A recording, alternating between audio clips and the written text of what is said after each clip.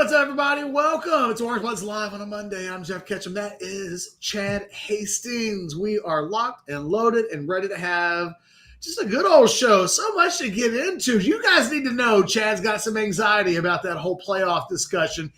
Chad, rest easy. You're going to get pummeled in the chat. Like, let's just get that out on the table. But I will not. I will make sure our focus today is not on not scoring a touchdown in a home playoff game. Like, it won't be at the center of everything that we do. And oh, by the way, congratulations on a national championship in volleyball. But a lot of stuff happened.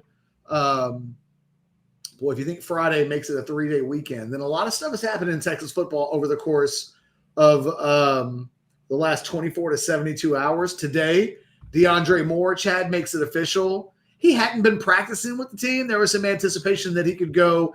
He's a little bit like Jack Injuries, except Injuries is playing in the game, where afterwards he could go pro, he could stay, he could leave to go back into the portal. There are options, and it seems like just about all of them are on the table, but maybe even less, a little bit less so than DeAndre Moore. It felt like he was gone, and he is. So there's a conversation to be about what that is. Michigan has a new offensive coordinator today. Surprise! That can't be awesome. Like, Michigan's dealing with some stuff as a football program, and who they are going into this bowl game is really interesting. Just, I don't know what, like, don't lose to them, Texas. Yeah, it's a whatever Texas is going through, the weirdness of what Michigan's going through is a hold my beer moment that we've ever seen with the brand name they've got. The coach goes out like, wait, why is there no head coach? Oh, he got an NFL job? Nope. It's very much not that. And then now you've got the OC guy that was calling plays, that was brought in to call plays for 1 year. Now he's making a lateral move to Missouri. And then you throw in the confirmation of guys like Derek Moore, their best defensive player, Jashawn Barham, who is arguably their best remaining linebacker, or certainly in their top two. And then Giovanni El-Hadi, a guy that's been like a 2-year starter inside, their best interior guy. They get the expected opt-out news. And suddenly it's like, oh, they are a little bit like everybody else. Because I think some Texas fans have been like, the program's falling apart at the seams, but there are no opt-outs. And I think what we're looking at is this is what happens to a football program when there's nobody in charge. There's nobody that's around to say, should we or should we not confirm that these guys aren't practicing? Yeah. And I think that they've got stuff that's going on their roster. And if the players aren't putting out the announcement themselves, nobody's reported on anything. And so it's just in disarray. So there's a lot. And oh, by the way, I told you earlier today, I still think the water cooler talk today, if such a thing still exists in 2025, I think there's still a lot of conversation about Pete Kwiatkowski being replaced. Will Muschamp bring him in? I wrote my column, like the main part of it was strange, Chad. I did the show on Friday. And I talked about this in my column that I wrote over at orangebloods.com, which whenever we react to something, like immediately after it's over, a lot of times it's hard to sort through all of the various thoughts that you have. Like, we knew when you were going to be off on Friday. I was like, well, we've got the press. No, we didn't. I was like, I'll be fine. But when the press conference was announced, I was like, oh, I get a press conference right before the news show. I'm good. I don't need anybody. Yeah, it's the two-parter. I mean, we know you could do a show by yourself, no problem. But then the Muschamp news, when I heard that, I'm like, yep, Ketch is good. And then when it was press conference, I'm like, oh, he's going to have a press conference comment about Muschamp before the show. Yeah, Ketch is – it's so easy. I thought what I must have just done a terrible job of doing as a show host, I just didn't have enough organization to my thoughts. Because when it was over with, there seemed to be a sense from a lot of people in the chat room. And I think one of the things I learned, and look, you can ask Anwar this. I don't think Anwar wanted to touch talking about the Muschamp deal to some degree because of the approach I think that Sarkisian took in the press conference. Because I think everybody that watches shows and does shows would have seen my show and been like, oh, you know what the Texas fan base maybe isn't quite ready to do? Be overly critical of Sark. Because I thought I was pretty fair. Like, I thought some of what happened, and we can go into it, I think it's still kind of important to reset.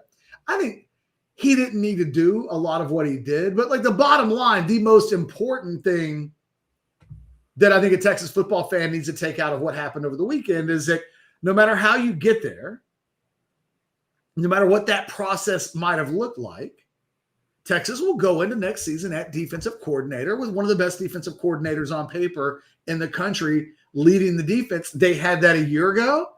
They will have that again. Like that, at the end of the day, that's what happened. They did a little switcheroo, and they've got different personalities. But at the end of the day, both of those guys are among the best in the country at what they do. And if you're going to make a change, bringing in a guy that's won a couple of national championships and has been involved in multiple programs, having multiple success, head coaching experience, however you want to paint it, Texas is perfectly fine. I think that message didn't come across clear enough, and maybe because it's kind of obvious. Will Muschamp's really good on defense, guys. Now, Chad, I think there's a conversation about, are you getting the best of Will Muschamp? Is he still that's the part. Muschamp? Yeah, I think that's the part that got lost late last week. It's the Muschamp part, not the Sark. The way Sark handled it did muddy the water a little bit, and it confused things in terms of Kwiatkowski. But the Muschamp part fascinates me. Last time he was a full-time DC, 10 years ago, 2015. He did call plays when he was at South Carolina as the head coach. But then when he goes to Georgia, he didn't go as the DC. He didn't even go as a coach. He went as an analyst. Kirby was going to have him be an analyst. Then his special teams coach got sick, and he needed somebody to coach special teams. That became Muschamp, and they won a championship. Then he was co-DC for the other championship, but he never was out and out the DC at Georgia. Now he is, for the first time in 10 years, the DC.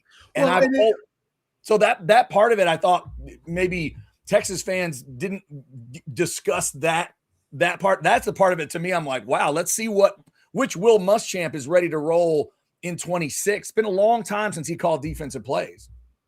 Yeah, and look, there's some conversation about what he did or didn't do at Georgia. It feels like 2 weeks ago, if you'd asked a Texas fan about that 2022 Georgia defense, you would have said, oh, well, that was Kirby. It's Kirby's defense. Still Kirby's defense. It's always Kirby's defense. Yeah. And then today you ask a Texas fan that, and they're like, oh, no, Georgia fans. They said that was all Muschamp that year. Right. And there's three guys there because Schumann is the other guy. Schumann's the co-DC. He wasn't co-DC with Kirby. He was co-DC with Schumann, and he was the safeties coach. So there's just kind of a lot of things to line up. So these are, but like, I think Will Muschamp's floor or his basement is pretty high. I do too. If you give Will Muschamp really good players, like, he's going to have a good defense. Oh, I think he's a badass too, Catch. Yeah. I always say in life, sometimes there are people I think that are just badass twos, and occasionally they're going to try to be a one. It might work. It might not. I've never thought of Muschamp as like a perfect head coach for college football. But he's man, probably if you a perfect coordinator, though, in a lot of ways. But my God, when I think of, he's like a fired up Bud Foster, like the Bud Foster that was at Virginia Tech for like 50 years or whatever it was, and never really wanted to play around with head coaching jobs too much. I thought Muschamp could have been that kind of career guy if he wanted to. Good on him to try to be a head coach. I'm not saying he shouldn't have tried to be one, but the fit was always just weird with him as a head coach. Man, if you can get him thinking just defense, just we're going to destroy your plans, that seems to be where he's the best. And yet he still hasn't been a full-time defensive coordinator in a decade. And, I think it's hard to quantify, in part because who the hell's even playing defense for this team next year? It could be that more than half the starting lineup, And maybe that's too high of a number. I don't know. But there's going to be massive change. They will go into the portal and need a lot of help. They need linebackers. They probably need a corner. They could certainly look for depth and experience at safeties or anything else. Like there's that group has some turnover on it. And so they need parts. And that was going to be true whether or not they brought in Muschamp or kept Kwiatkowski. That this is still a defense that while it has, like this year, a lot of really high-end parts, probably still needed a few to completely sew them together. This team in the end wasn't as deep at corner as it needed to be. And when Malik Muhammad went out for a game, just a game. It wasn't like he tore his ACL and missed 9 weeks. He's missed a game. It felt catastrophic because the drop-off between him and the next guy was so extreme. They've had that at a couple of positions. It can't be stressed enough that a lot of the problems that the defense started to have occurred right about the time Texas started having safety injuries. First, it was Michael Taft, and then it was a combination of Michael Taft and Jelani McDonald. And then it was Malik Muhammad's banged up. He's still out on the field, but he's not at 100%. And then Anthony, like at the end of the day, they were really good when all their personnel was healthy. Yeah. They started to lose some of that personnel at the end of the season, and they didn't have the talent. The talent gap between the two was too extreme. You know, they were guessing in the secondary against A&M. Kobe Black ends up having a really good game against the Aggies, but he had been kind of boxed out going into that game, and only injuries kind of forced Kobe Black into a position where they were like, Kobe, go out there. And then he played really well. And now we hear Sark on Friday mention Kobe Black. And it was like, wow, has that guy's career done a 180 in the last month? Because it felt like he was the third corner and a guy that was coming on. And then he wasn't. Then he got leaped by Cade Phillips. And suddenly his playing time was being diminished. And then he plays good against A&M. And now he's getting some praise in off-season workout or bowl season workouts. And it's like, well, I kind of thought maybe Kobe Black might transfer. There was even talk that it might be straight to Baylor. That it might be as simple as that. And now it's like, I don't know. I'm not quite sure what to think. But this is a team that's got a lot of those types of, is he, will he, won't he, will they go out and get somebody else? So the other like elephant in the room with regards to the headline needs to be Texas is still really badass at defensive coordinator. Maybe better, maybe worse. Like it's hard to quantify.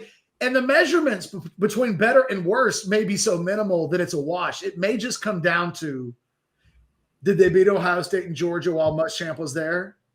Yes. I don't need to hear about the stats. It was a win. No, I don't really need to hear about stats. They had stats before.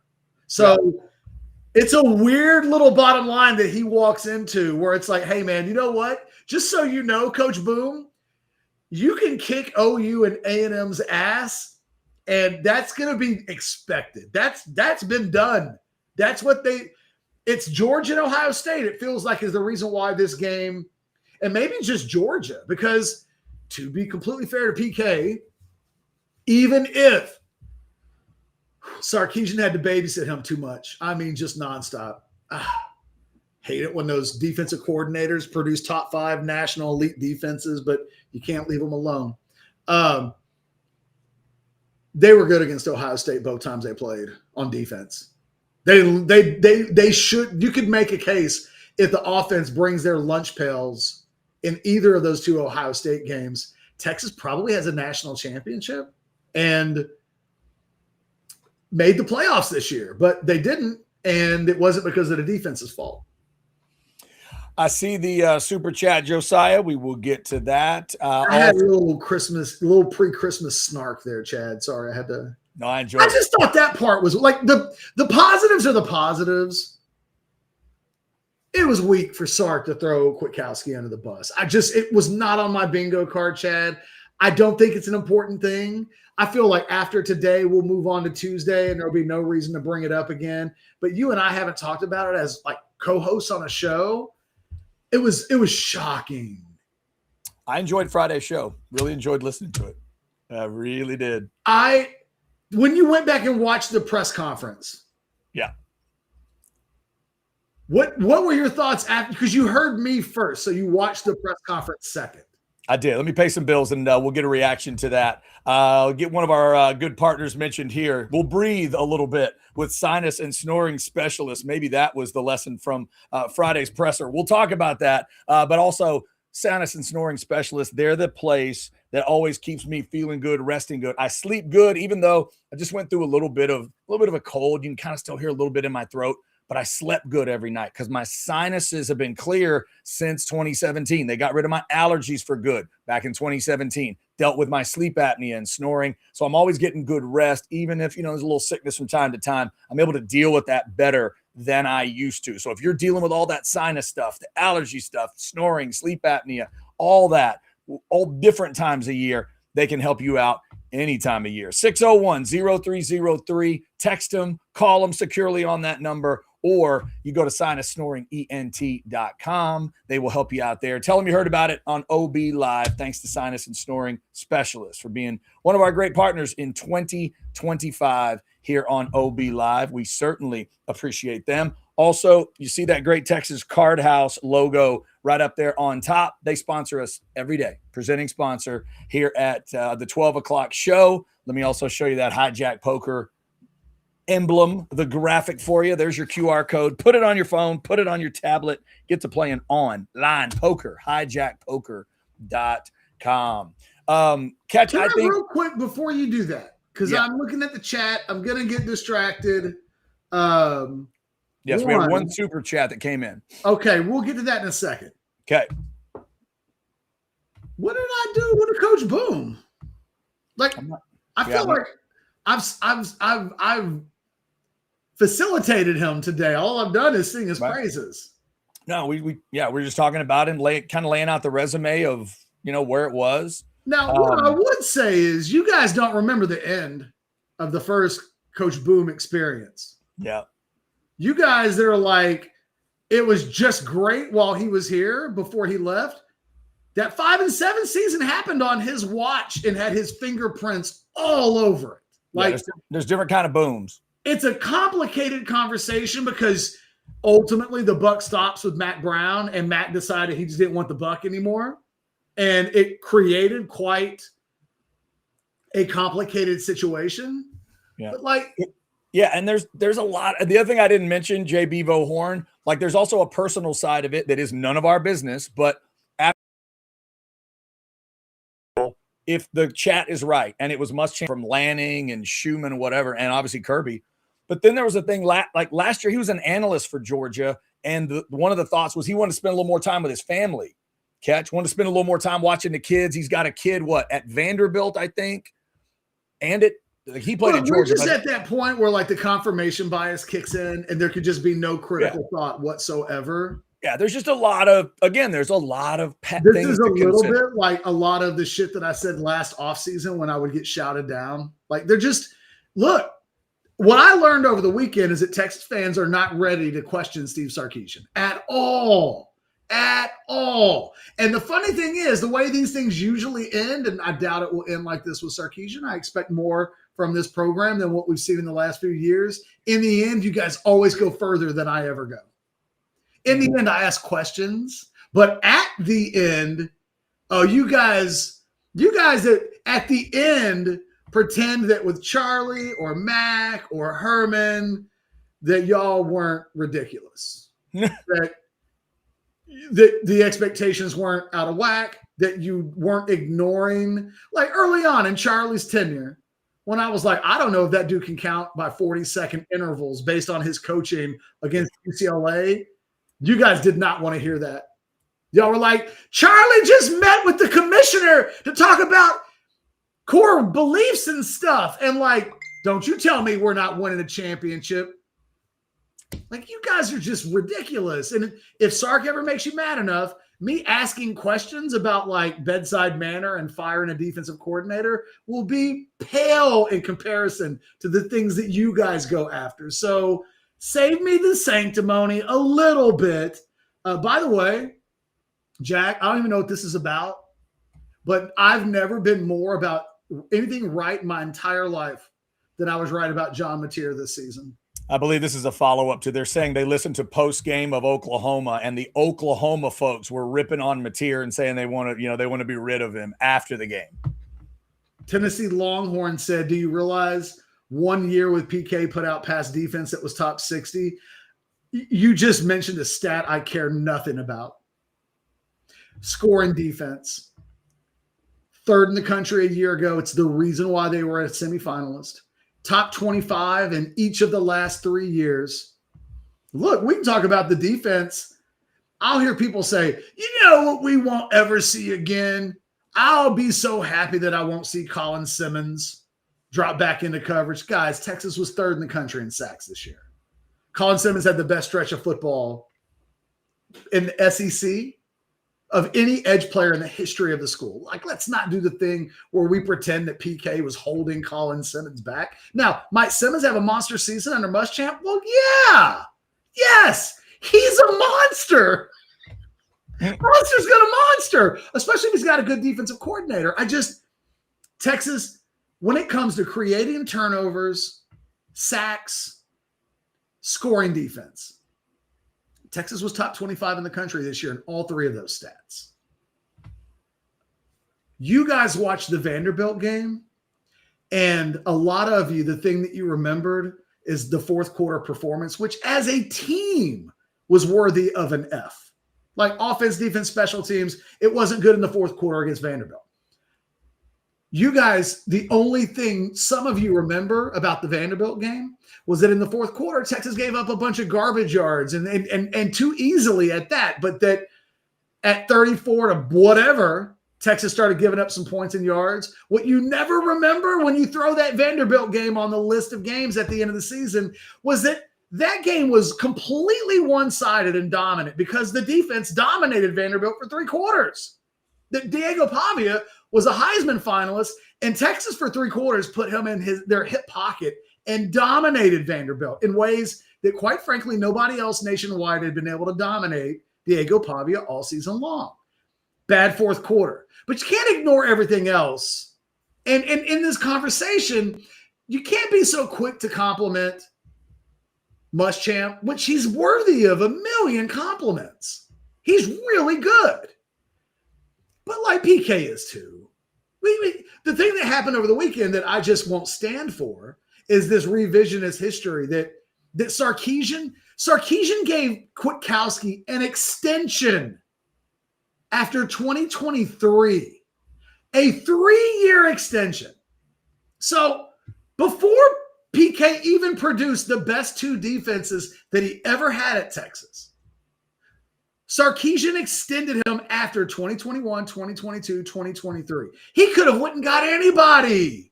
And don't tell me, well, it was only Will Muschamp or only Will Muschamp.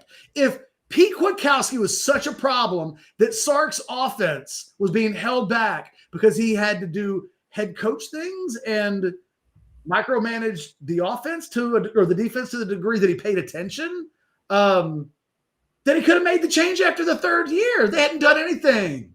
They hadn't done anything on defense to warrant keeping him if he didn't want to keep him. They extended him. They gave him a raise. And now after year 5, after he's had the most success that he'd had at any point in his tenure, and he'd been the single most successful assistant coach hire that Sarkisian has made in 5 years, I'm just supposed to pretend the next day that massive amounts of gains were made and changing out one elite level defensive coordinator for another. Like Pete Kwiatkowski's not perfect. Pass defense could have been better. Too much cushion on receivers, all these types of things. The bottom line for me, man, is points allowed. Last year, 3rd in the country. Last year, or this season, top 25. Chad, they were 2nd in the SEC last year in scoring defense, and they were 6th in the SEC in scoring defense this year.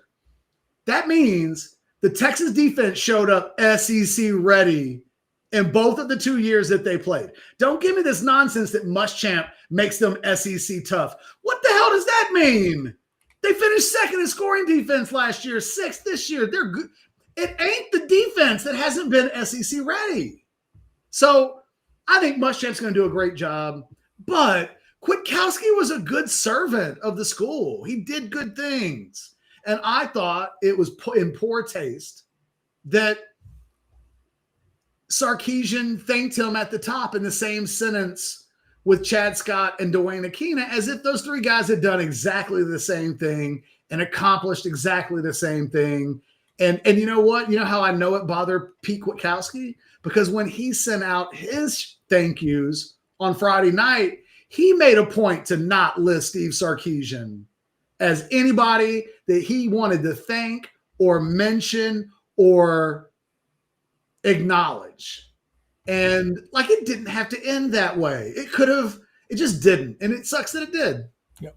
All right. Now 3 super chats have gotten in on us. Let's get to Josiah's here. $4.99. Love the show, guys. Best way to start my morning. Do we think Sark's offensive play calling will honestly improve with the addition of Muschamp? You got to hope so, Josiah. You got to hope so, but by definition, probably not. Look, guys, Steve Sarkisian, for the last 2 off seasons previous to this one, has gone into those off seasons saying the number one thing we need to work on is red zone offense. He did it after the 2023 season. He did it after the 2024 season. He stopped saying it before the 2025 season, but we know how the 2024 season ended. And so it still would have been on the list of things that needed to be improved. And he'll go into this offseason. They got to get better in the red zone. It's 4 straight off seasons that being better in the red zone is among the chief elements of this offense that need to be worked on and fixed. None of that is Pete Kwiatkowski's fault. Yeah. Catch. I think there's one issue. Take everything else. You think he called that pitch? Go back to the Ohio State game, guys. Do you think that happened because Steve Sarkisian had spent too much time with the defense? I thought that it just didn't need to be said. And you know what? It's going to be, if and when it ever goes bad, that'll be the type of smart-ass stuff that fans say. Whenever there's something bad happens on offense, they're going to be like, fire Will Muschamp. Right. Well, yeah, the phrasing of it was really, really strange. But to me, it's about his plate. It's about Sark's plate. What is on it? You've been talking about this for a long time. There's multiple stories that all bring us back to one idea. His plate, what's on it? Is there too much on it? Is he not delegating enough? What's going on? You can link this story to the AJ Milwee. Are we on the field? Are we up in the booth? Never got a full explanation for that story. Like, there's a few different things where I'm like, wait, hold on. What are you taking on? And does that make sense for you to be taking it on as a head coach? So, and we know that last year at this time when they would have been coaching games, that they were dealing with the portal at the exact same time as the season, along with the end of signing day. So he was trying to work on being a coordinator at the same time as he's juggling all of these other things. Right. It was really strange to be saying for the last 18 months that my biggest concern with Sarkisian is that he asks to do that he's taken too much upon himself, that he's being spread too thin. Yeah. I've had that notion scoffed at, Chad. And then he said the one thing on Friday that you didn't think he'd say that adds to that problem. And right? I don't know that he knowingly thought that that's what – I think that press conference was had because I think deep down – I mean, Sark, to me, the point of I didn't know why he was having the press conference on Friday. I didn't know why he needed to. Right. And it started like a perfectly normal, boring Sark press conference. He was effectively boring for the whole opening statement, and maybe it was a question or two in, and he really only addressed it twice. It was twice. The only thing I would say about your reaction to it, Catch, I thought you went a little overboard on how many times it was mentioned and the strength of it. But we can argue about that all day. The argument of did he say it, that's not an argument. He absolutely said it. He said it twice, never said the word babysit, but he did say 2 different things that made you think, wait, what is he saying about? Well, he said he had to sit in on meetings and like watch when What Right. he described was another way of saying babysat. Right. He said he went with rob Peter to pay Paul, and he went with the one that was weird to me was an in-game example where he said, I have to go a whole defensive series on the headset instead of talking to Arch. And I thought, wait, what? What? Those were the two mentions of it. And I totally understand how you, a fan, whoever it is, would react with like, wait, you're just trying to process what you're hearing. But when you talk about the two times, OCs don't do that very often. When you talk about the two times, I think it's really important that it was one of the, I can't remember whose question it was. I want to say it was like one of our like YouTube competitors. I can't remember. But I think when the question comes in, he was ready for it. Like, it was, wow. So we're going there kind of a thing. I thought what was really the second question in is where he first addressed it. He didn't talk about it in the opening, obviously. But when he talks about it a second time, it was kind of way later in the press conference. It was, yeah. About 7 questions go by before it comes back. It was a circle back, and it was like, oh, he really wanted to say it. You know what I mean? Because I think the way my reaction would have been is he said it, and then my head pondered the implications of the comments while he was Charlie Brown's teacher in it for a little bit, Yeah. But now also to be fair, you mentioned this on Friday too. Terry, the guy that has become legendary for asking kind of bizarre questions, kind of off the mark, not off the mark, but like a little bit out there questions where he brings music in or something like that. It gets real deep sometimes. Terry went right back to like the why now, why not after the bowl game, and it reset Sark's brain on it, and that's what I think created the second mention.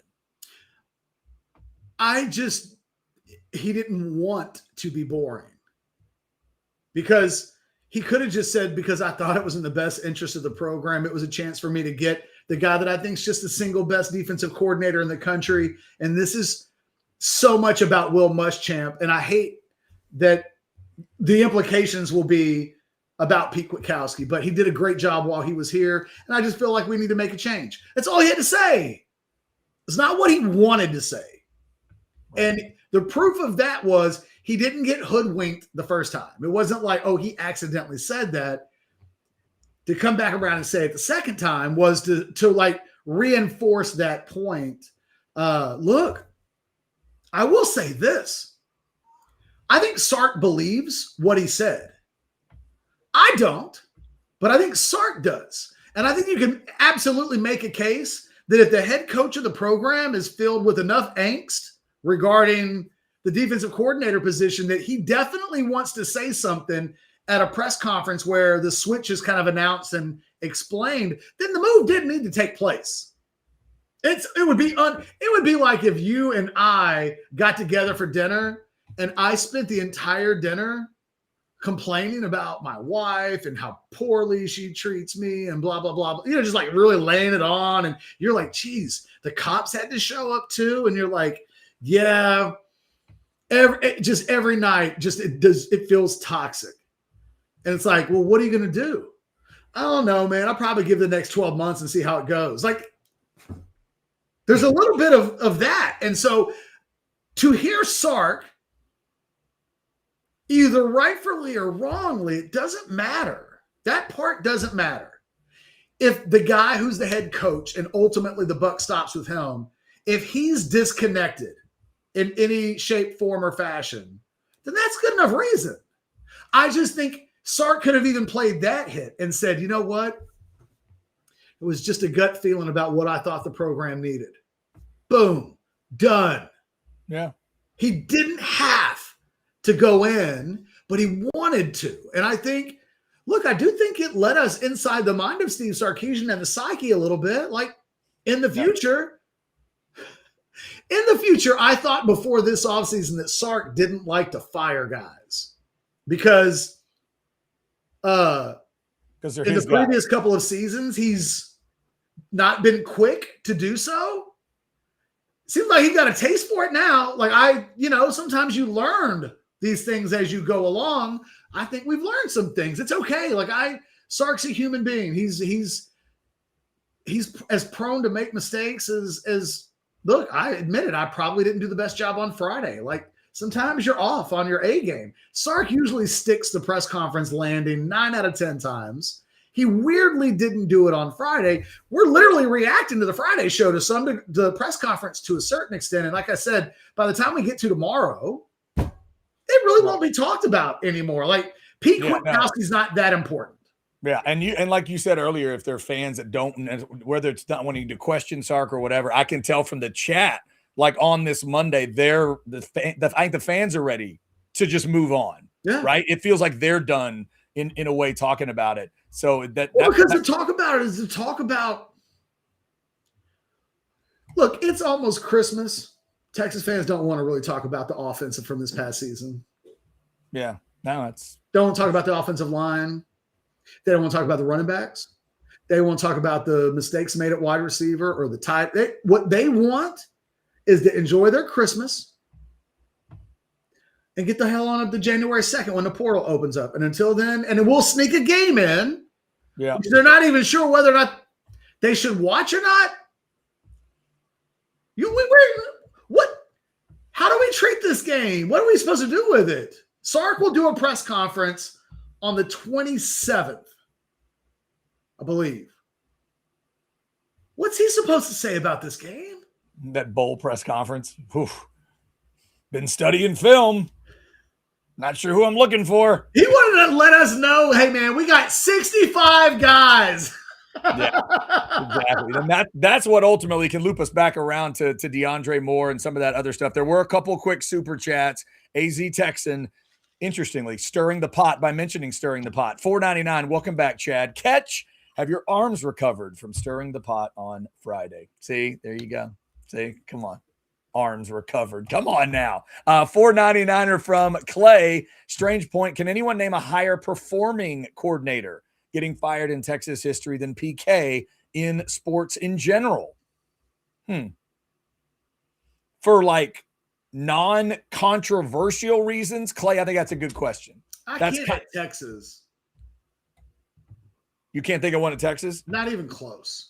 I couldn't. No, I can't either. Unless, again, if there's another reason, off the field, weird stuff, crazy stuff, there's another story. There's a Sharon Moore thing, right? Why is Sharon Moore not the coach at Michigan? There's not a football answer to that.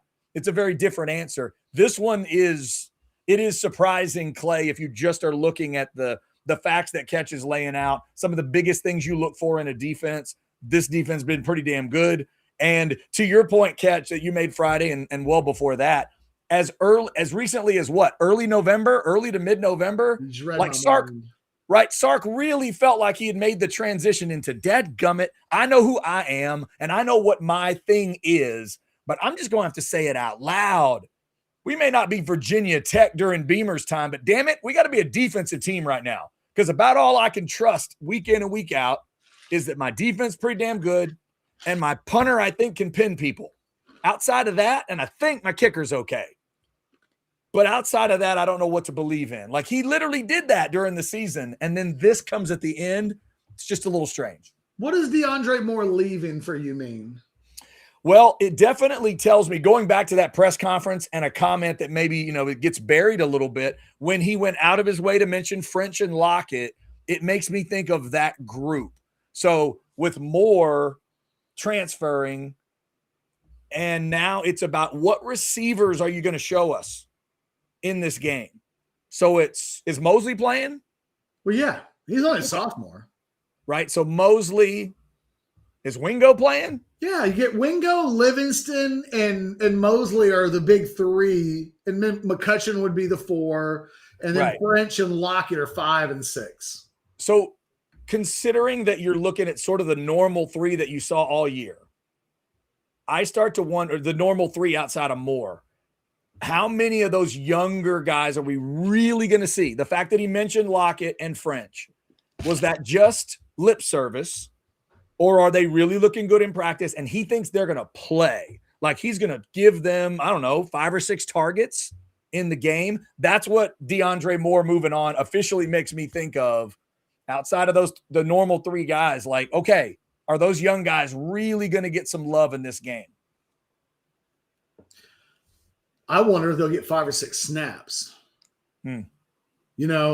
But I don't know what this game is. Like Sark, right. I think Sark will show up and I think Sark wants to win this game. He'll want to win it emphatically. He'll want to win it badly. I don't think for all of it, they should treat this like the first game of 2026. I have my doubts about whether he could ever be wired to do that. And look, I had somebody on Orange Bloods make this comment within the last hour. It was kind of funny. And he was like, yeah, Sark's an old school guy. He's like, I'm an old school guy. Us funny old school guys. We like to win the games we play. And it was like, touche. You know what I mean? Like, I get it. Like, it's a very passive aggressive insult in a way to be like, these old guys can't change their ways. Here's the thing about the bowls. I think the bowls, whenever we do the usual suspects line of the greatest trick the devil ever pulled, I think one of the greatest tricks the devil ever pulled was convincing college football fans, primarily guys our age and older, Chad. Really, I think this is a little bit of the cutoff point, maybe a little bit younger than us, convincing us that bowl games mattered. We convinced the games haven't changed. They're all literally still the same. But what was different, and the reason why we're romanticizing them, is once upon a time we didn't get 1,000 college football games in a season. So one of the cool things about the bowl season was that we got bowls every day when we didn't used to get football games every day. Right. Nowadays there's a game on Tuesday nights. No, exactly. And like the NFL is like, I didn't grow up with that. Friday, Saturday, Sunday, Christmas Eve, Christmas Day, you name it, we're going to have games. And college football, it's a little bit like that too. I can't watch enough football. I try to put all the games on, but what happens is 20 years ago, Memphis would have played whoever the hell they just played. And I'd have been like, I haven't seen Memphis play all season long. I heard they got a guy. Let's watch. Right. And now it's like, oh man, I'm not even if I've seen Memphis. I've had the ability to see Memphis all season long where I really want to. I can see every game live. I could have streamed Memphis's game in September. So it wasn't. It was better. The games weren't better, and they weren't more valuable or important. Because even then, it was still, is one team going to show up or is one team not going to show up? Like, bowl games have always been bowl games. The thing is, the value to us as consumers was higher because we just hadn't had the experience of watching games watered down. But now they're watered down, and I'm sorry, you put these games on TV, and I'm like, this sucks. And it just is what it is. Yeah, that's fair. That's fair. A couple other super chats here. Josh throws in A&M put up 3 against a crap Miami. Here we go, Chad. Is it time? OU got smoked. Is anyone going to say maybe UT wasn't very good either this year? By the way, Irvin's back on that stuff. To the last point, it's probably a good thing Manziel couldn't figure out how to get to College Station catch, because if he and Michael Irvin had partied that night, oh my God. Woo! I will not stand here and let you talk about my Cowboys wide receiver king like that.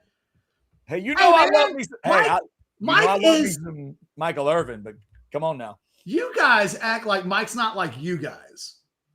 Look, if there is an Orange Bloods live of Miami football somewhere, Michael Irvin is watching that.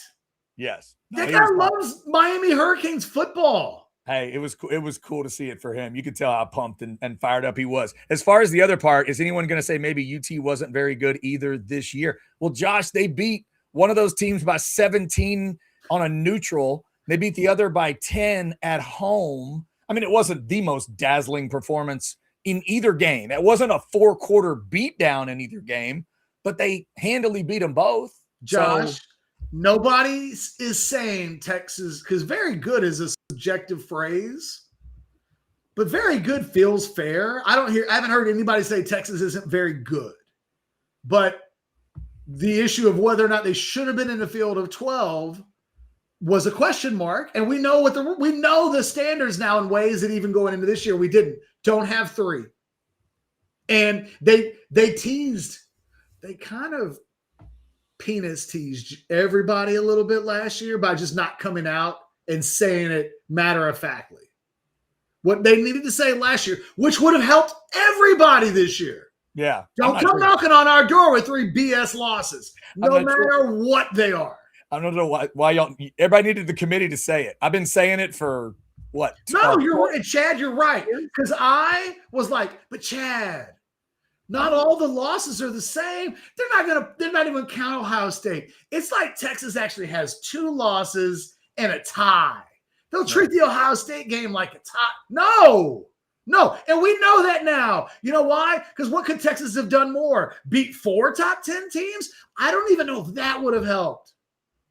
If they still have the 3 and somebody else is in the I don't think the committee cared. They put them behind BYU, man. The committee is screaming at us. Do not lose 3. Absolutely. Yep. That is their message very, very clearly. And the thing that sucked, Chad, this weekend is that Texas was better than all of the teams that that were in games that mattered.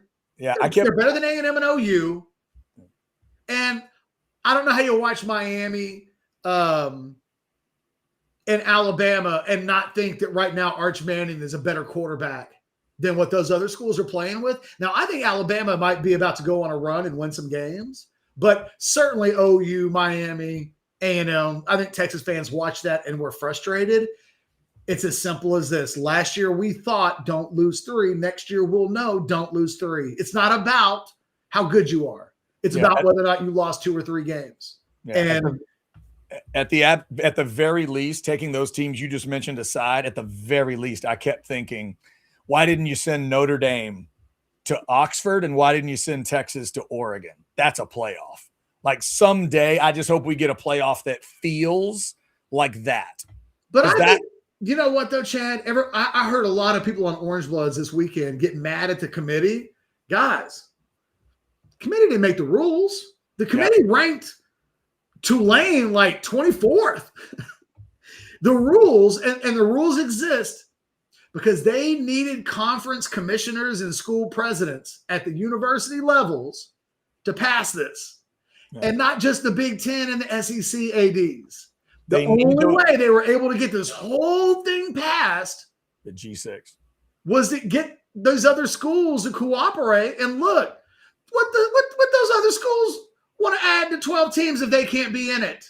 So this is what politics looks like.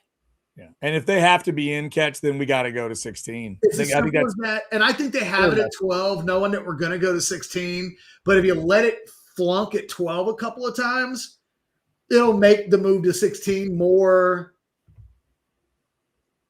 Everybody will be more thirsty for it to have been swindled by it a couple of times. And so when there's an injection of money or there's some other little swindle they sneak in at the time they move it to 16, they're counting on us to just pay attention to the fact that it went from 12 to 16. At some point, they'll have 32 teams in this. They just will. And I'm okay with it. The thing is, the games, there's just no way. I think there's a point where you could have the 1 seeds playing, I don't know, at Tulane. There's a world where a game can be close. It's a little bit like the 1 versus 16 games. We expect that those should be 30-point wins, but everything comes together, right time, right place. The wrong Mississippi shows up with everything they've been dealing with. I don't know. But I just like games that have stakes. I like games that matter. And hopefully they're moving that way. I've always thought 16 was the number. 16's been my dream for a while. I was shocked they went to 12. Hopefully they'll get there. And I was really entertained by A&M and the OU games this week. They weren't great games, but I was really entertained by the theater of those 4 teams. But it's like you said, there's stakes. Once we get into the playoffs, I know there's going to be duds. There are duds in the NFL all the time. every NFL playoff game ain't great, but it's real and the drama's real, and that's what's interesting. The fact that A&M and Miami did not redefine offensive football on Saturday, we understand that. But as the game went on, you're like, oh my God. It just the build of tension was obviously interesting. And I just kept thinking about three teams, Catch. I thought about Texas, I thought about Vandy, and I thought about Notre Dame. And I'm like, man, I feel for all three of those teams and their fan bases, because those three teams could hang with anything I'm watching this weekend and then some. And we got to figure out a system to get them in there. I got a quick buy or sell question before we buy or sell. This is not my official buy or sell. Okay. If you're Oklahoma and you bring out 50 Cent at the beginning of the fourth quarter and the stadium gets crunk and it's like, here we go. But then you lose that game by 10 at home. Do you ever get to listen to 50 Cent again the same way? Doesn't that ruin? Aren't you going to listen? If 50 Cent had did a concert at Kyle Field before they played OU in that 77-0 game, you definitely can't ever listen to 50 Cent the same after that. I guess I'm asking, if that extreme is true, how far down do we have to go before it stops ruining the music forever? And I felt like I would have been very resentful about the entire 50 experience if I lose in that situation by 10 to Alabama at home when I'm a favorite. Okay, so two things. First of all, I believe, if we're going to be clear, Oklahoma won that in Norman. I mean, not that that makes it much better, but I don't believe that game was in College Station. Second of all, you know what I meant. If your buy or sell is buy or sell OU. Thank you for clarifying the location. Yes. If your buy or sell is buy or sell OU should never make mention of 50 Cent again or ever play that song again in a big moment, that's a buy. That's like you have to retire. 50 got retired, right? Plus, did you hear the weird little curveball about the song? What? After the game, they asked Kalen DeBoer about it. His players play that song every Friday, I think it is, for like a workout. I didn't hear that. So when they heard it, Kalen DeBoer said, oh, that's interesting. They're playing that song that we always play. He didn't even know it was live. He didn't know that Fitty was there, but he just heard it and he thought, oh, that's cool. And it really got the Bama players going because they play it every week in a certain spot of their workout week. I thought that was pretty wild too. In the end, ironically, OU, not that hard to kill. Not that. Oh, the hard. As soon as I saw the Bosworth shirt, I'm like, uh-oh. Hey, you know what? You know what Kirby didn't do when he said hard to kill? He didn't make a shirt. He just said it. So look, the other thing is the A&M guys, they pulled the Stan Thomas last week. And sometimes when you're playing Miami before a bowl game, you don't show up talking about how like the players look like they're from Huntsville State Prison. It tends to upset the natives. And as it turns out, some A&M guys that were talking, and Chad, you were honest about like, guys, don't need it, not necessary. High levels of concern. When an offensive lineman says that edge doesn't worry us, we're not worried about blocking. You know how many times Marcel Reed got sacked, Catch? I got to use two hands. 7 times. They'd given up 5 combined sacks from October 4th to the kickoff of that game. And that's why Zune wanted to run his mouth. Then they gave up 7 sacks. The other guy that made a comment was Reuben Owens, which I found very interesting. Reuben Owens, who had 100 yards, a little over 100 at Missouri. Well, he must have really got pumped about it because he said, hey, we ran on Missouri. No problem. Dr. Camp. Right? What was the score of Missouri? Won it by 21. We're not worried about being able to run against this team. How many yards per carry did Reuben Owens have against Miami? 3. How many carries did Reuben Owens get in the whole game? I got to use 2 hands again, but barely. 7. You open your mouths for that, and that's what you gave them. That's a modern day Stan Thomas. Like, ooh, that's rough. You know what? I want to give Stan Thomas some props. That was 35 years ago. Yeah. And it is still the standard barrier for what's a metaphor for when a guy says some shit before a bowl game that he shouldn't have said. Right. It's always Stan Thomas. And right. And obviously this Miami team isn't exactly that or whatever, but it's like with this A&M team, we knew Catch going in, there was a little bit of like, okay, but let's see it. Their last performance was in Austin. We know what that looked like.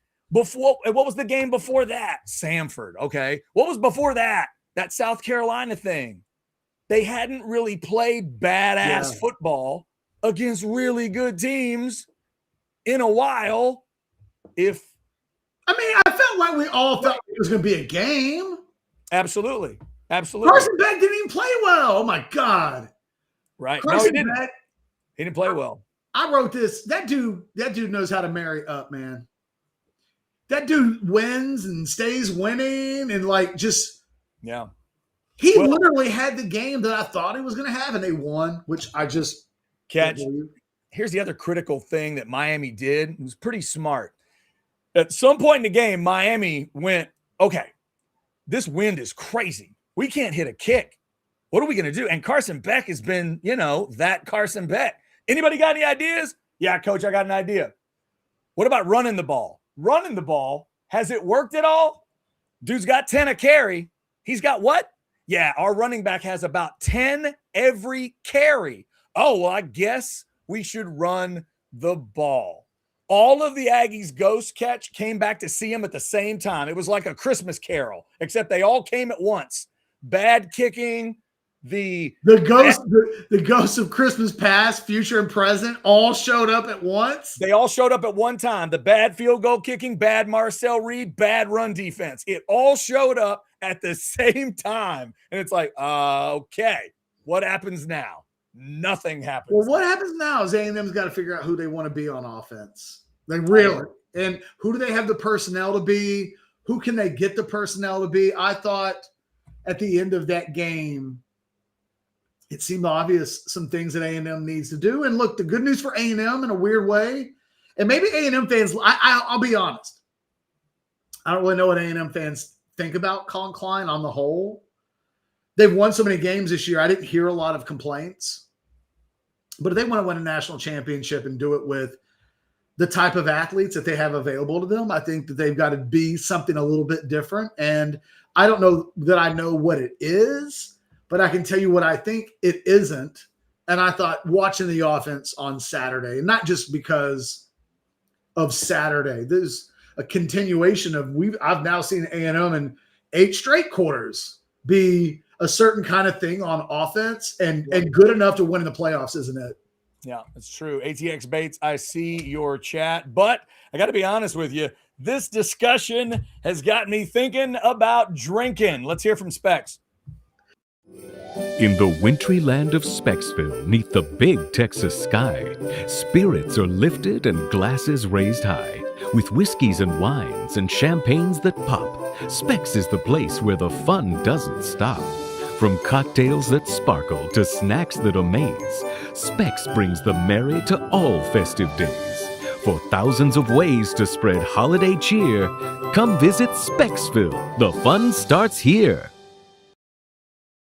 Yep, and when we're done drinking everything we got at Specs, I'm going to have somebody drive me out to the Deep Eddy Vodka tasting room for one of these martinis, or maybe both of these martinis, and maybe I can forget about 10 to 3. Remember, if you bring back those mason jars and martini glasses, you get the discounted refill out at the Deep Eddy Vodka tasting room. They're open Wednesdays through Sundays. You got some mild Christmassy weather this week. Take advantage by getting out to the hill country, getting out to Dripping Springs, and checking out those beautiful views at the Deep Eddy Vodka tasting room. Whether you're drowning your sorrows or you're celebrating a birthday or Christmas or whatever it is, get on out there. Tell them you heard about it on Orange Bloods Live, the Deep Eddy Vodka tasting room.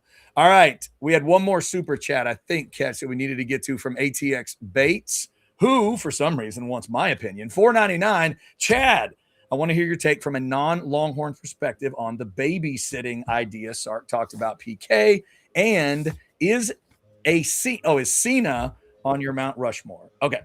I love the weird additional question. First things first.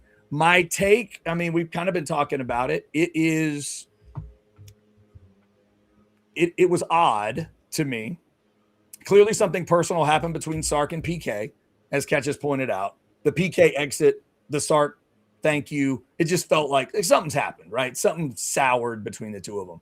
But in terms of this notion, it's just not something I would want to throw out. If I'm the offensive play caller, if I'm known for being an offensive play caller, I would not have thrown out that, because then it's just so weird to try to understand it, to try to have him explain what he is talking about when he says this.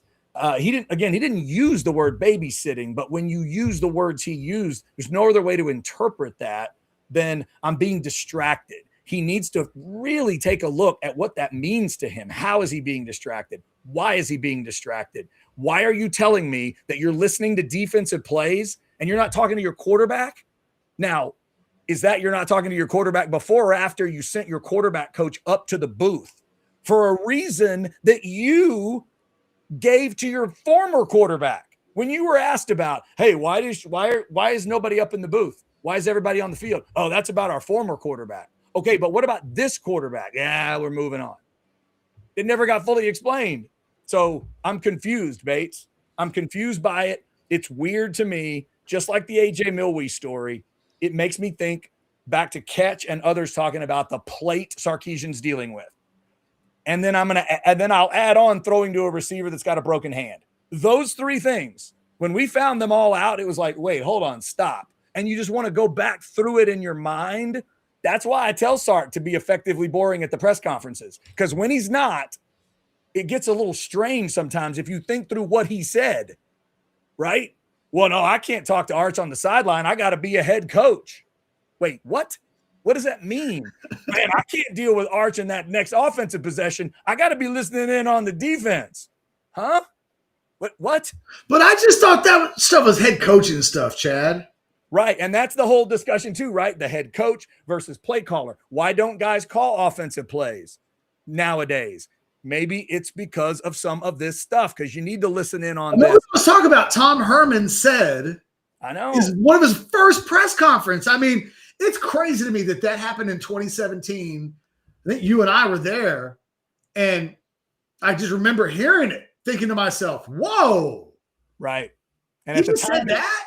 At the time, it was seen as almost like a weak move. Yeah. Like a punk comment. Like, well, you don't want your coach to do that, because the fans were arguing, wait, that's why he's here. He sounded like a pussy compared to Lincoln Riley.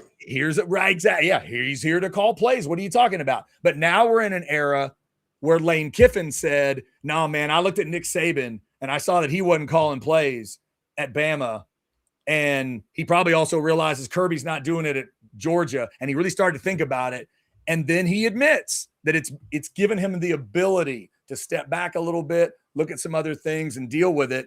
There's a lot of people now telling you shouldn't call plays, either way, offense or defense, that you shouldn't do it nowadays. You should just be the head coach. Sark's going the other way. Catch, we talked about Mike Elko went the other way this year.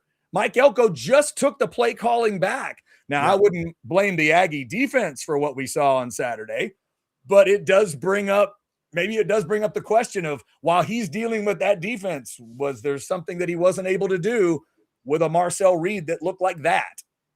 I think one of the real weird conversations, and we're going to have it, and I bet Sark doesn't talk about it again on purpose forever, but there's just this process. And look, Herman didn't benefit from bringing it up to us either, because you're right. We judged him harshly for that. But now with like 7+ years of lived experience, more than that, right? So we're like, okay. But if I saw Herman, I would go, Tom, we talk about this all the time on the show. Yeah. But that comment that you made real early in your first year, it has changed the way I think about the way head coaches manage their teams because of the implications he talked about. So for those that don't know, Tom Herman did this press conference, and then he was hired in large part because the people that hired him thought he would be calling the plays, that he was the magic to the Houston offense. And when he got here, he basically said, no, Major Applewhite did all of that. I don't call plays. And then it was like, Tim Beck's going to call plays. And it was just a whole lot of, wait a minute, what?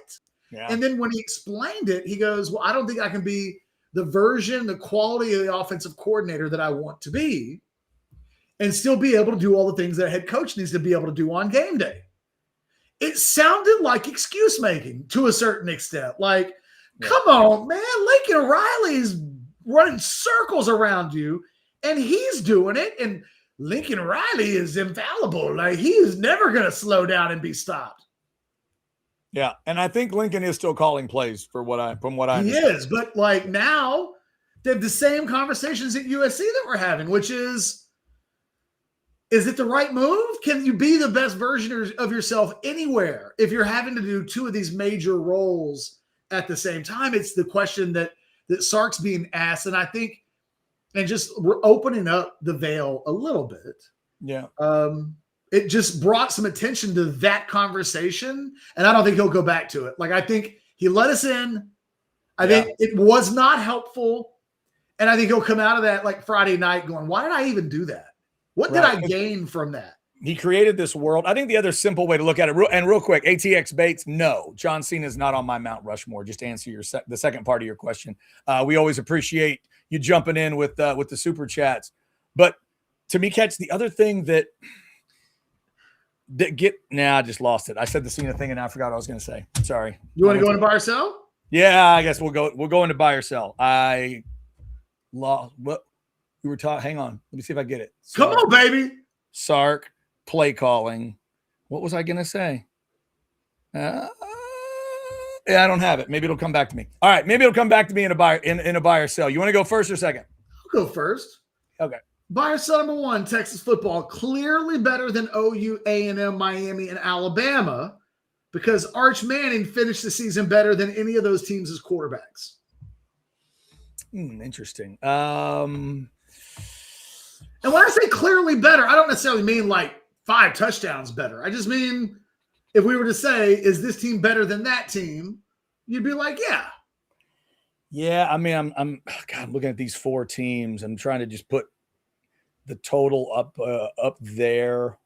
Clearly better. Yeah, I mean, you made it specific about the quarterbacks, but I do think that is obviously an important element of what's going on in all 4 of those teams. I mean, God, Simpson was the best, clearly, of those 4 by a long shot. So, yeah, I'll buy that. I would have sold. I'm not sure they're clearly better than Alabama. No.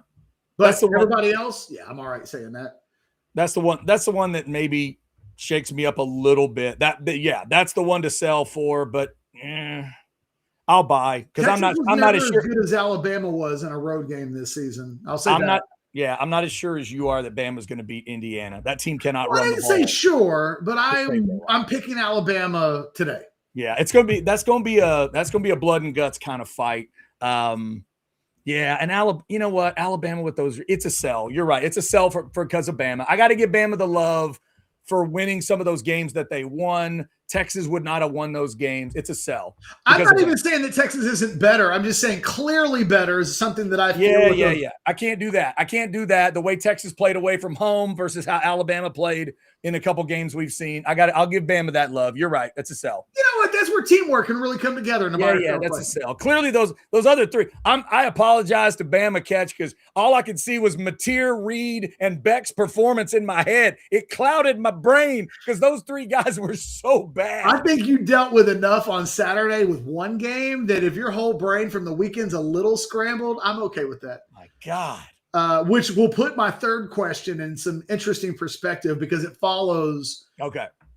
Buy or sell number 2. You think Mike Elko stays at A&M for the rest of the decade? Ooh, the rest of the decade. 26, 27. Are you worried about this Michigan thing at all? 26, 27, 28. I hadn't heard. There's an Elko to Michigan rumor. It's like there was one of those things that's been whispered. Right, 26, 27. Okay, that'd be 4 more seasons to finish out the decade. I will say right now, I'll say buy. I'll say it's a buy. I mean, even with what was seen, I feel like there's a realness to what he's brought to A&M. Is it going to be real good? At times it was. Is it going to be great? We'll see. But I feel like it's real. I feel like there's substance there. I feel like they're having, it's a culture that's not built on, 9,000 words a minute like what Jimbo did. So right now I'm going to buy. Can I just ask a follow-up question? It's not a buy or sell. Yeah. If we get through the 2028 season and A&M hasn't won a playoff game, so 3 more seasons, whether they get there or not, I don't care. I'm just saying they don't win a playoff game ever. Does there a point in the Elko experience where A&M becomes a little like Texas and they're like, okay, we said at the beginning that if we get 5 years in and you haven't done this, it ain't working. Like yeah. Oh, I think there would what's definitely the expiration date on the box for that kind of achievement? Yeah, there'd be some rumblings. There would definitely be some talk. I don't know if that gets him fired, but there would absolutely be plenty of hot seat conversation. Yeah, if you go that far and you haven't won a game, because now they've gotten there. Now you got to take that next. Starts the clock once you ask Oklahoma. Right, you got to take that next step, and you got to find a playoff win at some point. You know me, Catch. I said it last week. Live up to your seed. They got the 7 seed. Were they the number 3 team? No, I think we all understood that.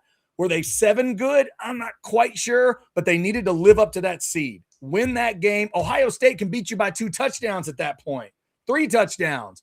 You at least lived up to your number and you won a home game. You lost a home game and you didn't even score a touchdown. Yeah, they got to find a win at some point in these next couple of years. I think it's crazy that Oklahoma's been in the playoff 5 times, but because they've never won one, that's become almost like a scarlet letter. They should be able to point to Texas and go, you guys have been in the playoffs twice. Right. 5 times. And instead, because they haven't won any, they have to take lip from the school that's Johnny-come-lately the last couple of years and isn't even in the playoffs this year. That's why you got to win. That's why Elko's clock started Saturday, I think. It's not in a negative way. It's just – right. We'll see how that – because I can see how a Texas and Oklahoma both would feel that way. Will the Aggies feel that way? Like you gotta start stacking playoff wins, or are they happy enough with just playoff appearance? It's a great question. We'll see.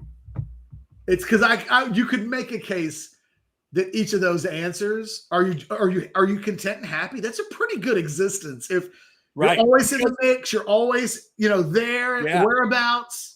Because teams that they are trying to become in the SEC would not accept just the appearances, right? And I don't know that A&M will either. No, I don't. Right, I agree with you. I think eventually it's going to have to be, man, you got to start winning those games. That's why I used the rest of the decade, because I was like, okay, well, some shit's got to get done before we get to 2030. If there's going to be a 2030.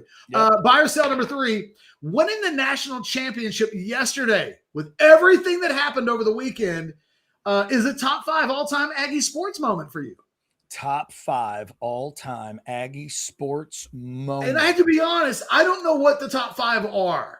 So I feel like I can do the UTs, but I don't know that I can do an Aggie top 5. So I'm curious where this ranks, where football comes into the equation, and like how high achievements matter if it's not. Ooh. Like, was that bigger than the Big 12 championship in 98? No. Yeah. That's the football's bigger, right? Yeah. Yeah. It's probably a sell at a top 5. It's probably top 10, but not top 5. Fair enough. Like, how much pure joy did you feel though? Like, could you allow yourself to just? I was thrilled. I mean, I counted it up, Catch. If you're going to take, obviously, like track and field and equestrian and some other things, the Aggies have had success in some of those kind of sports. But if you're just going to keep it at the big 6, that's like, I think it's 8 ever. Yeah. Football claims 3. Softball's got 3. Women's basketball, that one. Like 8 ever. It's, we always talk about it, right? Aggie can think about whatever their history is. They can think it, but just thinking it doesn't make it real. The actual history, there's not a ton of those. So, yeah, it was very cool. And to see them dominate and win was kind of neat. To see them in that discussion. The coach is getting a lot of love. He was coach of the year. They back it up. And, yeah, man, it was a blast. It was a blast to watch. They slayed they literally beat all 4 number 1 seeds. We talked about that this morning. They beat 3 in the tournament, and they beat Texas back on Halloween night.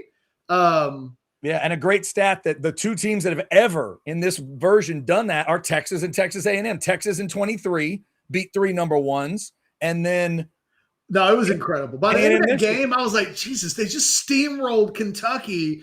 I went into that thinking Kentucky was going to sweep that. So I know. and it was That's not what about A&M. I just seen a lot of Kentucky over the course of the last 6 weeks or so, and I was like, oh. I literally watched Kentucky. Yeah, props to the A&M volleyball team. That was crazy. Buyers to number 4. You've seen the movie The Sure Thing with John Cusack from the 80s. That is a sell. I've never seen The Sure Thing. I saw it for the first time this weekend. Okay. Good 80s movie. Yeah. I love Cusack. Love Cusack. I've seen, Better Off Dead, and I've seen the one, what's the one Summer? What's that one called? With Demi Moore, where they have the boat. Yeah. I think this is his best teen movie. I've seen a couple. Yeah, but I have not seen that one. You can watch it on YouTube. It's the only way. The whole movie's on actual YouTube. Like someone downloaded the movie. It's not streaming though. Okay. So good movie though. I was a young Anthony Edwards. This was good stuff. And finally, buyer sell number 5 on the same kind of note. Mm-hmm. You'll see a movie over the next week in the theater, and it won't be the new Avatar joint. My gut right now is to say sell. We've got plans to watch stuff, but it's mainly like Christmas stuff at the house. I haven't heard a discussion about like a Christmas movie or a Christmas time movie or something that's about to hit the theaters. I haven't heard the discussion. There was a thought of maybe going to see that see Zootopia 2, but I think we may have waited too long. So I think it's a sell. Okay. And I have no interest in Avatar. I have not seen 1 second. Not 1 second. I have not seen 5 straight minutes of an Avatar movie. It does nothing for me. So I do not want to go see that one. Fair enough. Yeah, those movies just do not hit for me. All right, Catch. Here we go. Buy or sell number 1. 3 days later, Sark's comments about his need to focus on the defense with PK as DC is a 9 on the shock scale for you. Buy or sell? Sell. It's not that high. Okay. I started at 7 and then I decided to go extreme. I'm just trying to like a 10 is like Sark, I don't know, lost his mind and like, you know what I mean? Like 10's got to be the most extreme thing you can think of. Right. If Sark showed up and like was telling you something weird about, like his daily life that you just didn't expect. If Sark showed up naked barking at the moon, that's a 10. That's a 10. Yeah. From a shock standpoint. That's a 10. And I really want to hear Terry's question if he does that. So it's like, well, what's a 9 if that's a 10? And I don't think I don't think what happens a 9. I have to think of it like I think about football players, right? A 5 is average. A 6 is like slightly above average. You get to like an 8, it's like an all-conference type player. Mm-hmm. 9's an all-American. And 10's you retire the number good. That's Vince Young. Right. So it wasn't the Vince Young of shock. It was like, I don't know. It was like the Michael Griffin of shock. I was shocked. Yeah, right. And it was a level of shock that was really good in terms of shock. Yeah. Okay. But I wasn't Earl Thomas shock. Gotcha. Fair enough. That would have taken like a couple more mentions. And if he had actually used the phrase babysitting, that's what I kept waiting for. I'm like, did he actually say babysit? I kept waiting for it. I'm like, okay, he didn't say that brought mine down a little bit when I got to the end. I'm like, whoo, okay. He didn't actually say those words. That would have been so bad. That would have been terrible. I love that that's where we have to go, though. It's like, well, he didn't say babysit. Right. Yeah, exactly. At least he didn't what someone use told me on Friday? And I haven't brought this up because, like, I know as crazy as it sounds, I don't want to, like, stir the pot. Don't those comments on Friday actually make it harder for a big-time job to go in for Kwiatkowski? Because you're like, wait a minute, we're going to hire the guy that Sark just said he couldn't trust to be the head coach? We need a head coach on defense like he needs a head coach on defense. You know what that is, Catch? With the Saban and Kirby, they've started talking about car washes where they get you clean. It's the opposite. This is the Sark dirty. This is the Sark mud puddle. Like, this is Sark jumping in a mud puddle and splashing the mud on you, and you can't get it off. He's like, dude, I'm going to go try to get a job. What are you doing? I just, it's one of those things where, like, once a guy gets fired, legitimately fired, people tend to ask questions like, why'd that guy lose his last job? Yeah. And then it's rare when the coach, I have the answer. The coach told us. Oh, okay. Anyway, go ahead. Yeah. All right. Let's see. Buy or sell number 2, Catch. You enjoyed watching A&M lose more than you enjoyed watching OU lose. Oh, sell. Yeah. I have really grown to detest OU fans. I got to let this dog out real quick. Hold on. Which, this should be the moment where Chad bathes in the enjoyment of knowing that means I like watching A&M win more than I like watching OU win. Okay. I just wanted to check. I just didn't know because I know both made you very happy. I can imagine both making Longhorn fans ecstatic. Like, you want to be in the playoff, but man, what a great start for a Longhorn fan for the playoffs. Like, watching OU blow a 17-point lead at home and lose, and then watching the Aggies not even score a touch, losing in a way nobody expected. Nobody could have predicted that one, that you'd not even see a touchdown scored. Like, that had to be, and now all Texas fans need is for Dan Lanning's group to just kick Texas Tech around, and they'll really get what they want. I like Aggies more than I like Sooners. Okay. I just do. All right. I mean, a lot more. At the end of the day, there's a little bit of glee, I think, that comes when the Aggies lose just because, it bothers them so much. Like, I'm from a generation where the Aggies were the team that Texas had to beat. They couldn't beat. And I just grew up in an era where A&M punked Texas all the time. Right. So when I was in college at Texas, beating A&M was the thing. It just was. And then after I left, I think OU has been the thing for a long time for a lot of people. But I've never really been all that concerned with Oklahoma. I have to say, I kind of loathe their fans. All right. There's some Sooner people I'd like to just choke the fuck out. So, all right. Fair. All things being equal, no, man. I it's just like I'll stop there. Yeah. Fair enough. Speaking of A&M, buy or sell number 3. You'll always remember the 25 A&M volleyball team.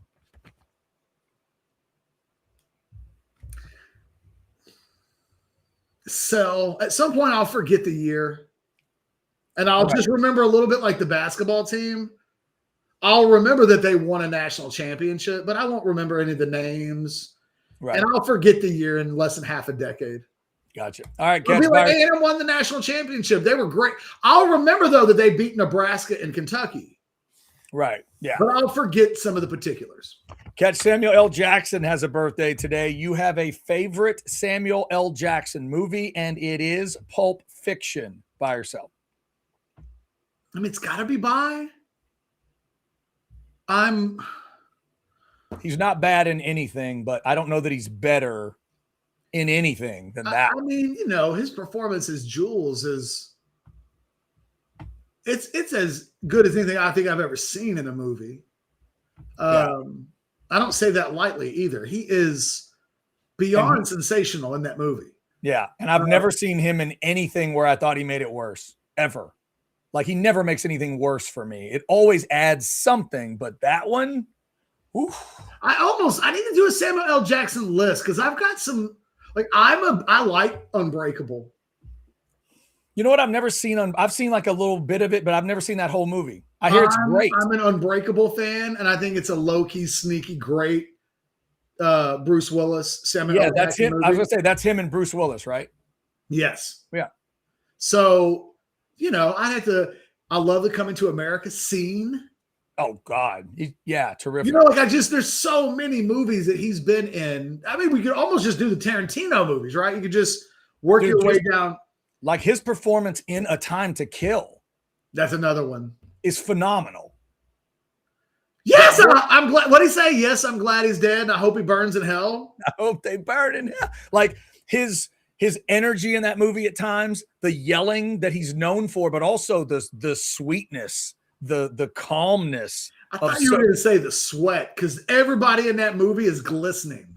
Oh, everybody's got a layer of sweat on them. You're right about that. Even I Oliver. want to visit Mississippi I wanted to visit Mississippi less after watching that movie than I did when I caught a suspension for talking shit about the people from Oxford. Even Oliver Platt is sweating out there in that Oliver movie. Platt was like, I lost 50 pounds filming A Time to Kill. What exercise routine were you on? Sit outside routine and pants and jacket. Yeah, I felt bad for everybody in that movie not named Matthew McConaughey and Ashley Judd because they're the only two that can make sweat look sexy like that. Everybody else looks sweaty. They were sweating it up. Happy birthday to Samuel L. Movie that like she made a sweaty woman look hot, right? That should just be gross. But there is a level of hotness that you can obtain where even when you're sweating, men will just think, God, that's one of the sexiest things I've ever seen in my life. She threw that accent on top of the sweat, and you're like, my God, that's a hot woman. How did that happen? What the woman's thinking is like, I'm sweating. Can we not think of things that will make me add additional sweat? Can we not do that? Finally, catch buy or sell number 5. Your CFP champion pick is Georgia right now. Buy or sell? Buy. No. But I thought more strongly about it. Boy, they've got to go through some stuff. It's not an easy pathway. Yeah, same side as Ohio State.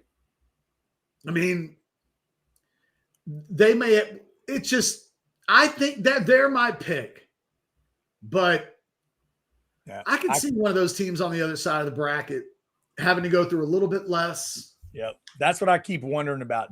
If those two play each other, whoever comes out of the other side gets to take advantage of whatever that game creates, right? Georgia's got to get through Ohio State or the opposite, and then Tech, Indiana, Oregon, whoever from that other side, they only have to play one of those teams. They just have to play the winner at that point. I think Alabama is a real sneaky team to keep an eye on. It's funny. We did this. I used some of the numbers from The Athletic in terms of starts on all the teams that were in the top 25 for the playoff committee ranking. And inside it had each roster's overall talent ranking. It's really easy to forget that Alabama has third best roster in the sport. That in terms of star power and wattage, they're kind of a code number 3 with Texas, but they're right next to Georgia and Ohio State in terms of high-end talent. And I think because Saban's not there anymore, there's a sense that they're not what those best Alabama teams were, but from a talent standpoint, they really only have a few peers in the entire sport. And I thought they'd come out of the Oklahoma game with a lot of positive momentum. I think that game, maybe even more than the Georgia game, they're down by 17. They're on the road. They come back. They win that game going away. And I think every layer of that team will feel better about who they are and what comes next. I think they might just out-talent Indiana. Yeah, that's going to be a wild game, Catch. You talk about two teams that need directions to the Rose Bowl, Alabama and Indiana. You and I have never seen either one of those teams, I don't think, ever go out there and play that game. I think Indiana would have wanted Oklahoma to win because Oklahoma will be a rock fight, and Indiana knows how to win rock fights. They're better at quarterback than the other team in a rock fight. The problem if you're Indiana is that Alabama is one of the few teams in the country that on the right day can embarrass you because they're so talented. And that there's a world out there where they lose 41-17. And there's only so many teams in the country that could probably do that to them. Just like if you're Vanderbilt, there are only so many teams that can just kick your ass the way Texas did for 3 quarters. Yeah, but this is Bevo Horn brings up a good point. I've been saying it all year. They cannot run the ball. You're right. And I wonder if Indiana's going to make them pay for it. Catch, they didn't run the ball well against OU. If they had, they'd have shredded OU. They got enough out of the run game against OU. Right. They ran for like 60 yards, though. Like, they do not run. They scored 34 and they won by 10. Right. They did. If they take that run game into that game against Indiana, I think the Hoosiers are going to make them, they're going to make them earn it a little differently. I think. We'll see. There'll be something about the stage, though. Who's more comfortable playing in the Rose Bowl in that game? Indiana or Alabama. Yeah. And it can sound like a thing that's not an important thing. Indiana players are going to go into that game wide-eyed. They're in the freaking Rose Bowl. Right. That's true. And those And Alabama guys will show up having played Georgia, having, they've right. And they've been to the Rose Bowl. Like, it is a matter of. That's fair. Was the Texas Bama championship in the Rose Bowl? Yeah. It was, wasn't it? Okay. Yep. Yeah. As I said that, I'm like, when's Alabama ever been to the Rose Bowl? That's one where they have been. Just obviously I assume they won a bunch of championships. Every once in a while, those things get rotated. That's true. Yeah. You go to the Nick Saban to be like, Chad. Yeah. I don't know what it was, but they got so many damn national championships. Right. Yes, some of them happened in the Rose Bowl. I have to believe that. In addition to the one that I was there in person to witness. Yeah. Chad, we win so many titles. They just throw stuff at us. Sometimes we don't know what it is, but yes, they throw roses at us at some point along the way. I wonder if there's like a random place they haven't won a championship that they sit around going, one of these days we'll get that championship in Dallas. And when we do, we'll really have completed the circle. Yeah. Big Cheddar 2 seasons ago against Michigan. Okay, that was a Rose Bowl. Okay. And that was the game. That would have been the game they lost. Yeah, but they've been in these moments. They've been there. You're right. Yeah, that is going to be interesting to see. Does Indiana. And their coach has been in these moments. This is. Yeah. And DeBoer's record in games like this against teams like this? Yeah, he's really almost good. Spotless. You're right. That's a good point. All right. You're talking me into it. Tracy for $10 before we get out of here. What's it going to take in 26 for GK not to rep soccer gear on OB Live? Being a smartass. What is the biggest name in college football that you think will hit the portal in the next few weeks? Now, that's a question I like. Biggest name in college football that's hitting the portal in the next few weeks. I'm just hoping on this one, Catch. I have no info. I just hope Cam Coleman is part of the answer. I want to see Coleman out there. I think Cam Coleman will be in the portal. I just don't know if you're Cam Coleman. And look, some of these guys just love going to the school that they go to, and I don't think any of us ever want to begrudge. And I think Auburn will pay him the most amount of money. But, dude, you just had a coaching staff make you work with Jackson Arnold all year. Don't you, in your contract year, need a little bit more of a guarantee on the box? I would say yes. And who are they bringing in again? I honestly have forgotten. I don't remember. It's one of those G5 guys, right? G5. Yeah, they hired somebody. Yeah. And look, I know that they'll spend money and stuff like that, but I think you have to look at all the schools that had turnover. I think all of their rosters, if you're the best player on a roster like that, your leverage is incredibly immense. I think some guys will say, I'm going to take advantage of it and go someplace else. Some guys will stay because they'll just take the most amount of money. I think there's a real good chance that Kawan Lacey's – I expect Kawan Lacey to be in the portal. Oh, yeah. I expect everybody who needs a running back to be in on that guy. This name, Ball's going in, yes. I anticipate that Jaden Ball will be in the portal. Mm-hmm. I don't think he's as big a name as Kawan Lacey. How about Durham? I don't know with Durham, but he's not as big of a name as Lacey. Here's a big name idea. I haven't heard this one yet. What about Malachi Tony? Haven't heard that that's definitely in play. There are only so many names of guys that are bigger than the quarterbacks, running backs, and wide receivers. Here's another great one. The kid from Midlothian. Wesco from Clemson. Any talk of him? Isn't he coming off injury, though? He didn't play much this year. Maybe he did get banged up. And so, but I've always wondered if Wesco will come home. They're changing quarterbacks at Clemson. So there's a lot of guys. I think that we'll see more high-level turnover this year than we did last year. Here's a name from Tex Blonde. What about this guy? Any thought there? Because he has not been the reason they're winning big games. Their usage of him is odd to me. I think he's exactly what Texas needs. Oh, yeah. I'm stunned that he was the best player on the field against Georgia last year as a true freshman. Right. And then a different true freshman has to bail them out in Norman. Look, his name's been whispered and talked about for a long time. Sarkisian, he's a former teammate of KJ Lacey. There's I don't know. It's hard to say with these guys who are in the playoffs because everything can feel different. Look, it can feel different in a good way. If you're Williams and you win a national championship, you can leave and say, well, I accomplished that, but now I have to look out for myself. If they end up somewhere shorter than that, every guy feels a little bit different about that stuff.